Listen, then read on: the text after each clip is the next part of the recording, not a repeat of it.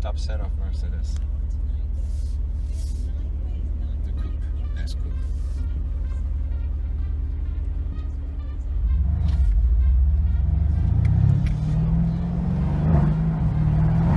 You can make rights right here.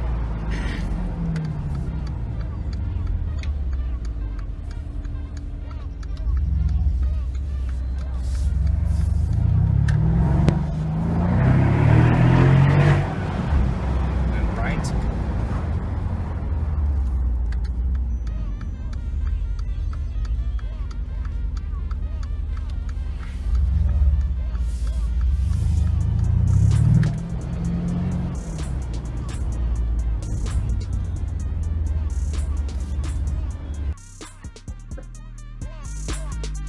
If you want to be powerful, if you want to achieve anything in life, you have to abandon all you know. Abandon everything that was taught to you in the past. All your school, anything your professor said. Start over. Replenish, rejuvenate, revitalize. Start over from square one. Become a new person. A newer, more expanded version of you. School has taught you to be weak. School has taught you to not be power hungry.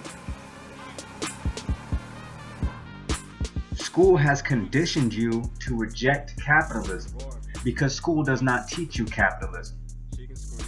School teaches you how to work and perpetuate someone else's system, someone else's agenda.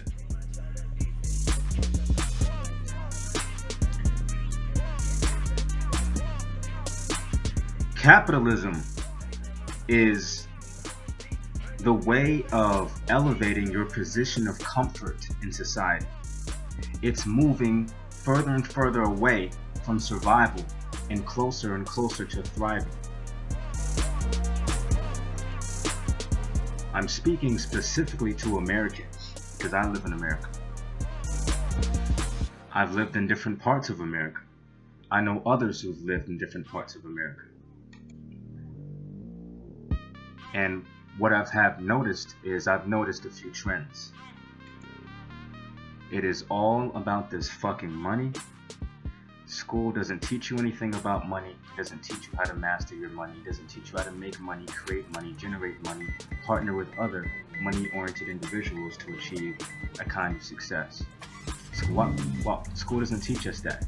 So if school is not teaching us how to survive, money is what we need to survive in this society. It's also what we need to thrive in this society. It's also what we need to express ourselves. Money allows you to express your love. Money is a cohesive glue that allows things to stick together, relationships and businesses. Why doesn't school teach you about money? Money is how we survive. If school is not teaching you how to survive, it's teaching you how to die. A slow and painful death. Now, people have achieved all this schooling, and when they get older and realize they want to do something more than school, they have no skills because school never taught them any skills, none of the necessary skills that they need to elevate their position in society. Everyone is born wanting to help people. In order to help people, you need to be in position if you want to help more and more people. School doesn't teach you how to achieve that position.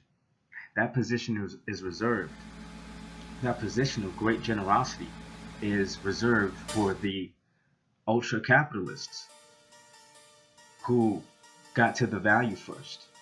School prolongs the education process. How much can I possibly learn about a certain subject? We're already born with innate knowledge. We are born with innate knowledge. We are born already knowing everything that we need to know. We know that we need to eat. Otherwise we get stomach pains. We know that we need to maintain good hygiene. Otherwise we start stinking. We know that we need to reproduce and have sex with the opposite sex if we want our species to survive. We know these things. These things are instinctual. They're embedded in our genetics. We don't think about these things. School, we know that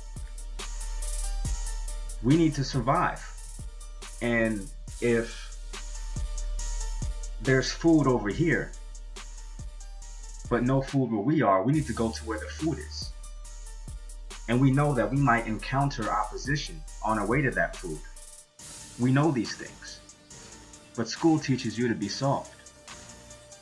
School teaches you away from capitalism. It teaches you away from competition. And that's what hurts us as a community. It hurts us. And this is why a small amount of people prosper over the larger 99%. Why does 1% of people on this planet hold over 50% of the wealth on this planet? Insane. Very true.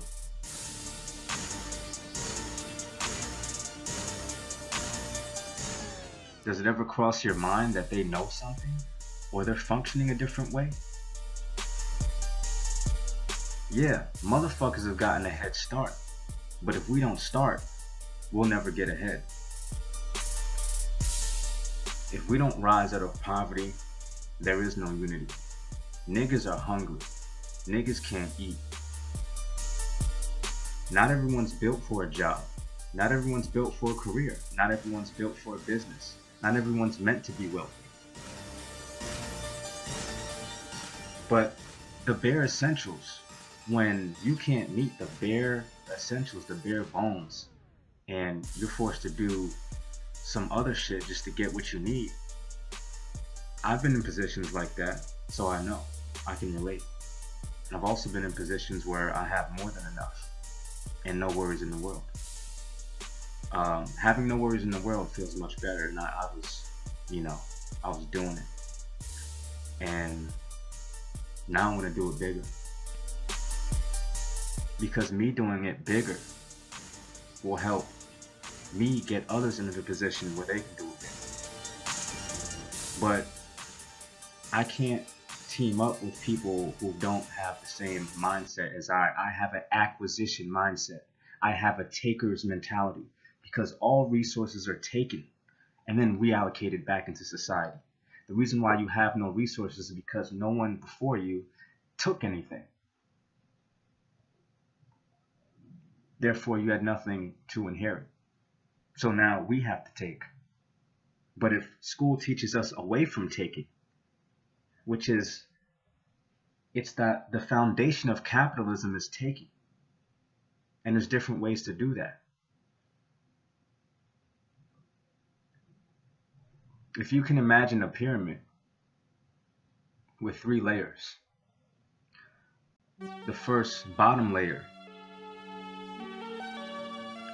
this is the capitalism pyramid, the pyramid of capitalism, and this defines the 3 ways to take or to capitalize. The first layer is the bottom layer, the foundation layer. That layer is taking by force, taking what you need to get ahead in life by force. The next layer above that is taking with creativity. Taking creatively could mean building a business. It could mean scamming. It could mean being clever. It could mean using your brain to get what you need, cunning, whatever you have, taking creatively, being creative to get what you want. The next layer above that is taking by exchange, or taking through exchange. Exchanging for what you want. Exchanging for what you want. If you want more money, you have the money to exchange for more money. If you want connections, you have the money to exchange for those connections. If you want to get something done, you have a medium of exchange to get those things done. Guess what's the least efficient and what is the most efficient? The least efficient way to capitalize is taking by force. The most efficient way to capitalize is taking through exchange, having something to exchange. If you have nothing to exchange for what you want, then you're forced to either take it by force or you're forced to take it creatively. In order to get to a point where you can exchange for everything you want. That is the essence of capitalism, exchanging for what you want. But in order to get to that position, if you don't have anything, you have to take by force, and you must be creative in order to level up. When you're starting from the bottom, you don't have a choice. Unless you want to stay at the bottom. Now, this is the pyramid capitalism. This is the pyramid of capitalism. But there's also people that practice stagnant capitalism, which means they don't capitalize at all. They just, they're just stuck.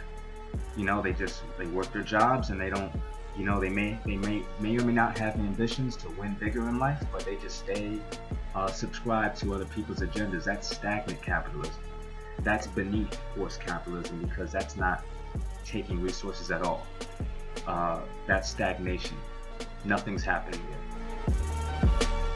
And now this pyramid of capitalism is basically, it rests on top. It's built on top of people who are stagnant. People who are they're not interested in capitalism. They've been taught away from capitalism. Meanwhile, you're not capitalizing, there's people capitalizing off of you. So whether or not you capitalize or not, someone is always getting theirs off of you. Taxes. That's an example of forced capitalism. You have to pay your taxes. This is why I teach tax, not tax evasion, tax avoidance. Tax evasion is when you owe taxes and you're just avoiding, you're trying to avoid payment. You're evading your taxes. You're trying to run away from your taxes. That's tax evasion, which is, that's bad or illegal, whatever you want to call it.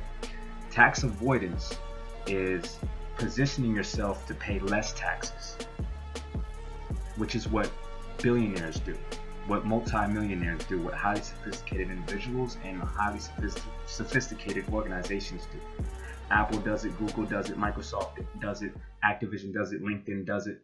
All these billionaire companies, what they do is they remove themselves, their headquarters, out of the United States and base them in other countries with that tax less. Because if you have a business with the United States, it's getting taxed double than any other possible nation in the world. If you live in the United States, you live in a corporation. This country is a business. This country is a business. Now, the best thing that you can do while living inside of this business, this is a great country, and I'm not putting it down whatsoever. I love this country. I love this country because I see the opportunity for those that are savvy, that can see behind the curtain. I see the opportunity in this country. This country is a great country, but understand that it is a business. You live in a corporation. You are being capitalized off of. So once you understand that, then you know your position. You understand that in order to be free in this country, you need to build your own business. You need to have your own business. You need to partner with other business owners. And what that does is you want to separate yourself from that business. What is a business? A business is just a machine that pays your bills for you in your sleep. That's what a business is. It's a machine. You have to build your own machine within this machine that you live in that makes money off of you. So when you build your own machine that pays your bills for you, you now have automatic income paying automatic expenses. If you don't have that, what you have is a job or a career, and you're using income that's not automatic, that takes the sweat of your brow. You have to sweat and bleed and cry to produce this money in order to pay bills, which is automatic expenses. If you carry that out over the long term, no wonder why people die of stress and heart attacks and strain, and people are mad out here in these streets. They mad, they upset because they don't understand, or they understand something's telling them, something's saying like something needs to change. They get that, but they don't know how, or they don't know why it's happening, because we're all suppressed with our minds here. We've been lulled to sleep. Oh, everyone is equal. Everyone gets the same plate of food. Bullshit. Everyone is not equal. There's no such thing as equal. People differ in matters of intellect, in matters of intelligence, in matters of ability, in matters of skill, in matters of expertise, in matters of knowledge, in matters of wisdom, in matters of experience. People are different. If I own a basketball team and I know that my basketball team makes money by winning games and attracting attention so that I can I can use my basketball team's attention to gain exposure for media and advertisements and broadcasters. If that's how my team makes money, that means I have to choose the best players for the type of goal that I'm after. I want to win games. So am I going to choose the person that can jump 2 feet, or am I going to choose the person that can jump 6 feet? If I had a choice between the two, I'm going to choose that motherfucker that can jump through the motherfucking roof. I'm going to choose the best kinds of people for my team. That means that I had to have judgment. That means that that person who can jump 2 feet is not equal at all to the person that can jump 6 feet. The person that can jump 6 feet is superior, a superior choice for me to capitalize off of, so that I can put myself in a more superior position. That's if I own a basketball team. Like, it works. That's just one example, but it works around the clock, around the globe. This is a universal concept. Nothing and nobody is equal. Yes, we're all humans. Yes, we all breathe the same air, but those are common things. Just because me and you breathe the same air, that means we have one thing in common. That doesn't mean we're equal. So understand that and begin placing a team around you that understands that as well, and that can add value to you. And the better your team, the more skilled they are, the better people they are, the better your outcome, the better your chances of thriving in America. Everyone has to be on board with the same agenda. Everyone has to have the desire to elevate. And what keeps a team together is morale. What keeps a team together is acknowledgement. What keeps a team together is the proper organizational functionality. Once you have an organization, then all that organization needs is funding. All that funding needs is proper treatment. All that proper treatment needs is consistency. And all that consistency needs is acknowledgement. So acknowledge the team around you. Become a collaborative person, because forces have collaborated to capitalize on you. So who and what will you capitalize off of? You cannot have nothing and have something to give at the same time. You have to have something to give. In fact, you have to have enough for yourself in order to give as much as you want. This is also why you want to get into a position where you can give as freely as you want, and you're in a position where your money is not attached to your time. If your money is attached to your time, if you give away that money, you're giving away your time, hours of it. If you're spending that money, you're giving away hours of your time. You're spending hours of your time. You can't get the time back. The goal is to separate yourself from your money completely. Have your money working for you. Yes, it's simple. However, it's not easy. Not everyone is meant to be in a position of wealth, because not everyone is willing to undergo an inner transformation to do so. Because it's the mindset that it takes to be wealthy is not the mindset it takes to be poor. If you're not wealthy, chances are you already have a poor mindset. And people don't want to give up this poor mindset. People want to hold on to the credit cards, hold on to the personal debt, and they rather build their credit score instead of building their net worth and building an empire.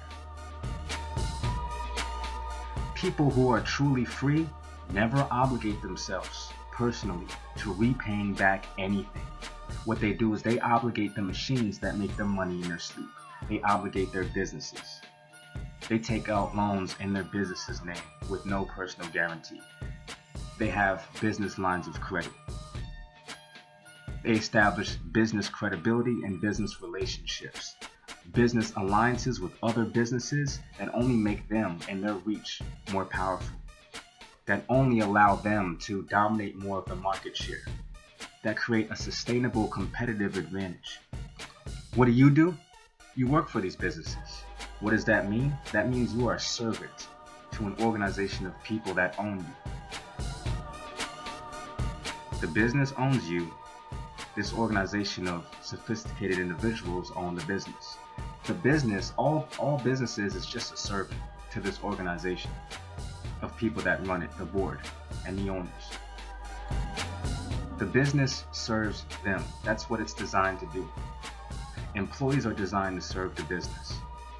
If you want to free yourself, you have to have your own business. If you want to free your business, you have to remove your business's operating headquarters from the United States. Why? Again, because the United States is its own corporation and you live inside of it. So free yourself first and then work on freeing your business and then help others do the same thing.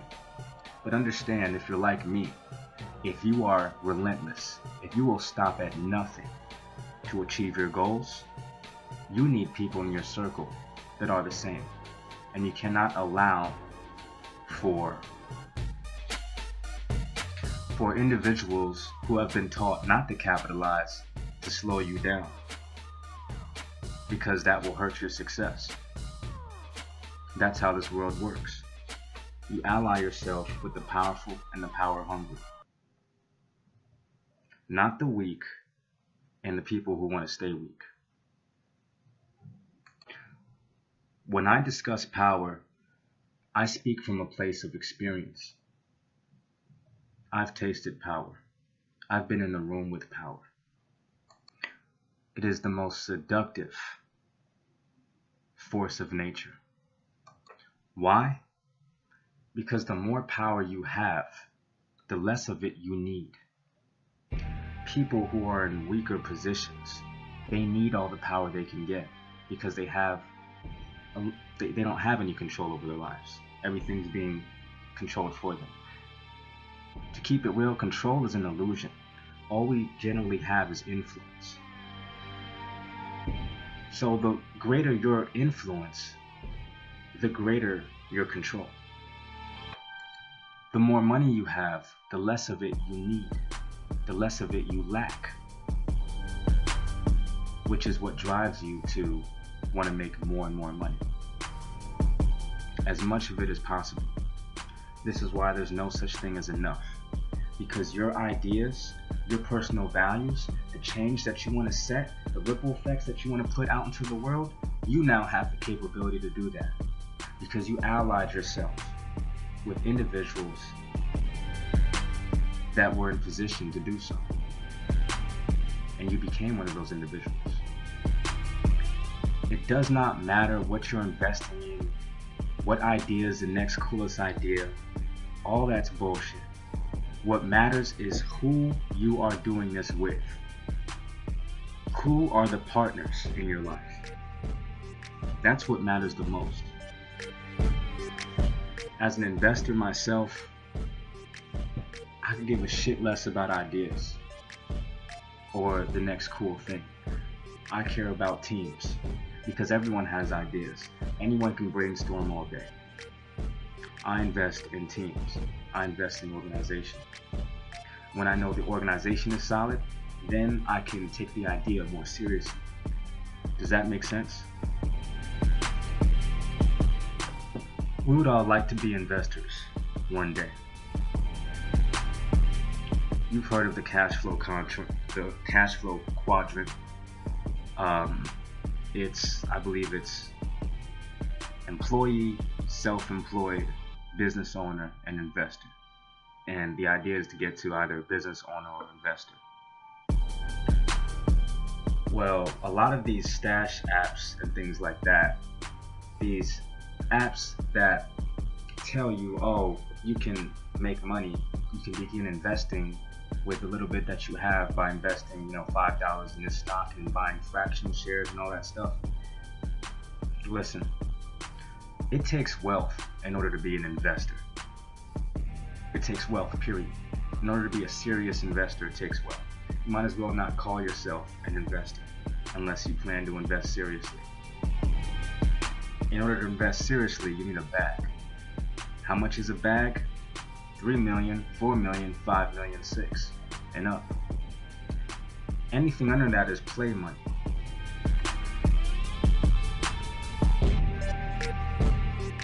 Look, if I have an opportunity to invest in an account, and this account provides me 10% interest on my money per year, and I have $100,000, and I invest that $100,000 making 10%, so I make $10,000 for the first year. Meanwhile, the guy next to me has $10 million. How much does he make in the same 10% interest bearing account? He makes $1 million. Does my 10,000 compare to his 1 million?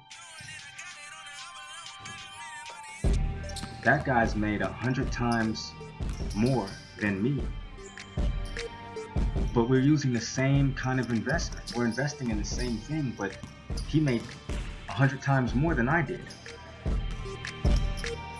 Which means that he's capitalizing faster. Which means that his position in society is only elevating faster than me. Of course, it depends on what he does with his earnings, but you get my drift. Point is that it takes wealth to be a serious investor, to make investing worth your time, to not be concerned about if the market crashes. In fact, if you're a serious investor, you want the market to crash. That's where fortunes are made, and they are collected in the up market. Fortunes are made in the down market and collected in the up market. I want a recession to happen bad because I know the opportunities that come with a recession. Everything is cheaper. Cars are cheaper, homes are cheaper, investments are cheaper, assets are cheaper. Commercial properties they're cheaper as well, or more, but they're more desirable. So it just depends on the situation. Because regarding commercial real estate, it really depends on whether people have jobs or not. When you own a commercial asset, 50 unit building, the building is not the asset. The tenants that are in the building are the assets because they're the ones cash flowing that building. So the tenants have to have secure jobs. So which is why property managers like to evaluate how much cash a tenant has on hand. They might ask you for your credit, and you might check all that stuff. They don't care about that stuff. What they care about is your net worth. Are you financially solvent enough in the event that you lose your job? Tenants that are wealthier than you, if you want an apartment and you have a tenant you want this apartment, but you're competing to get it with another tenant that's wealthier than you, you're not going to get that. The other tenant is going to get it because the property manager is evaluating both of you. Who is the healthier asset? And that's how it goes across all fields.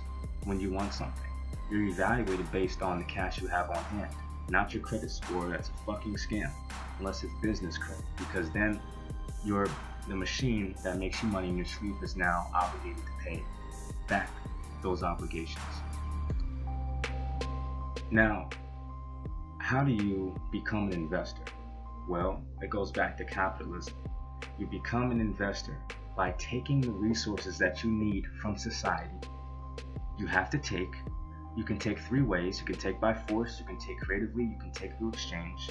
Most likely it will be either taken by force or taken creatively, so that one day you can take by exchange. You can, what you do is you take the resources that you need from society, You create a business, you build a business, that you build an organization, and you inject systems in that business, in that organization, that allow that organization to run flawlessly. Your organization will be composed of your team, your partners, and other people adding value, resources, and intel and insights. Your organization is how that business is managed. You create this business, you build it, you scale it, you structure it properly so that your business is protected.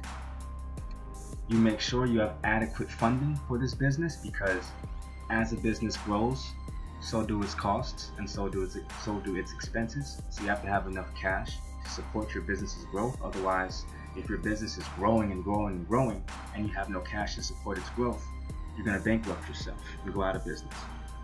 You make this business successful, and then you market this business to the ultra high net worth market. You sell it.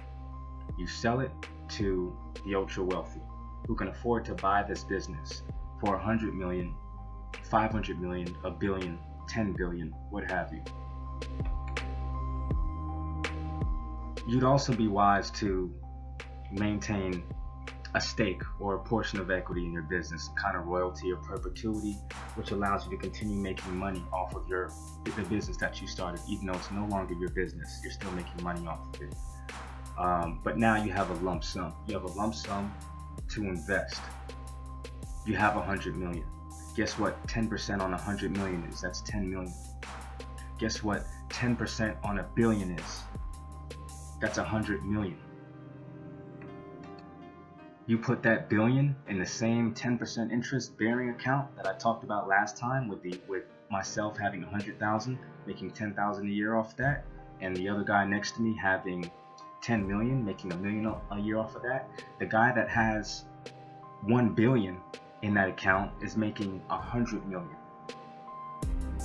He's making 100 million in that account. He's fucking making 10,000 more than I am, and 100 times more than the other guy. That's how you become an investor. How do you stay rich? You spend the money that you're making an interest. You don't spend the $1 billion that you got from cashing out your bill. You don't touch that. You make money off of that billion, that billion. And then you spend the money that you made off of that money. But you never touch the money that you invested. You never touch your principal. You live solely off your interest, solely off your appreciation. That's how you stay rich. You always have a bag, and anything you earn from your personal sweat or labor just adds to that billion. Because you have $1 billion, people are more likely to want to work with you. You'll get deals done faster.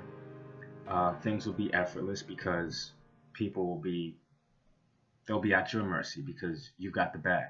And people who are even richer than you, who have 10 billion, 20 billion, they want you around, because power protects power, and that is the goal. For me as a man, my goal is to level up, is to be an acquisition specialist, is to own equity in profitable outcomes before they happen, to capitalize off of disruptive opportunities, to exploit opportunities first, to surround myself with other alpha males, to surround myself with queens who can aid me in my success, in my journey, to have emotional intelligence, to be a high value man, and to be able to contribute and give back to society at the rate that I want to give back at. But what does great generosity require? Great generosity requires great selfishness. Who will you be selfish with?